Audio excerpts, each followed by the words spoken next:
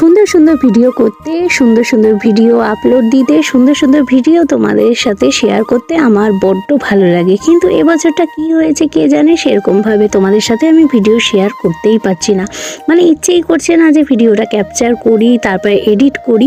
যে ভিডিওগুলো তোমাদের সাথে আমি শেয়ার করি সেই ভিডিওগুলো হয়তো অনেক দিন আগের থেকে সেইগুলো আমি ক্যাপচার করে রেখেছি, এডিটও ধরো করছি না। এরকম একটা পরিস্থিতি হয়ে গেছে, কেন জানি না এই বছরটা এরকম আমার কাটছে। কিন্তু সত্যি কথা বলতে ভিডিও করতে কিন্তু খুবই ভালোবাসি, কিন্তু হচ্ছে না এই বছর, আমার সম্ভব হচ্ছে না, কোনোভাবেই সম্ভব হচ্ছে না। তো আজকে সন্ধেবেলা দেখো এগরোল করেছি। সন্ধেবেলা প্রত্যেক দিনই মনে হয় একটু কিছু মুখরোচক হলে ভালো হয়, বিশেষ করে যদি সেটা বাড়িতে রান্না করা হয়।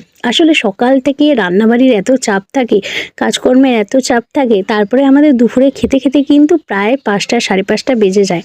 তারপরে বাসনপত্র মেজে উঠে সন্ধে দিয়ে একটুখানি শুয়ে দেখতে দেখতে 8টা 8:30 বেজে যায়। তখন আর ইচ্ছে করে না যে নতুন করে কোনো রান্নাবাড়ি করি। রান্না মানেই তো এক গাদা বাসন, সেই বাসন ধুয়ে আবার রান্নাবাড়ি। কারণ সারাদিনে সব কাজের মধ্যে সব থেকে বেশি কাজ করতে হয় বাসন মাজা। আর বাসন মাজাতেই মনে হয় আমার মতো অনেকেই আছো যাদের বিরক্তি লাগে। তো যার জন্য রান্নাবাড়ি আমি জল যাওয়ার আগে একেবারে বাসনপত্র সব মেজে রাখার চেষ্টা করি। আর রাত্রিবেলা করলেও হালকা পাতলা রান্না করি। রুটি তো আমার প্রত্যেক দিন রোজ করতেই হয়। রুটির সাথে ধরো আলুর তরকারি করলাম, কি তোমাদের দাদাভাই তরকা কিনে নিয়ে আসলো, এই রকমটা। মানে রাত্রিবেলা মাছ মাংস তো করতে ইচ্ছেই করে না, আর প্রচণ্ড পরিমাণে রাত্রিবেলা আলিশি লাগে।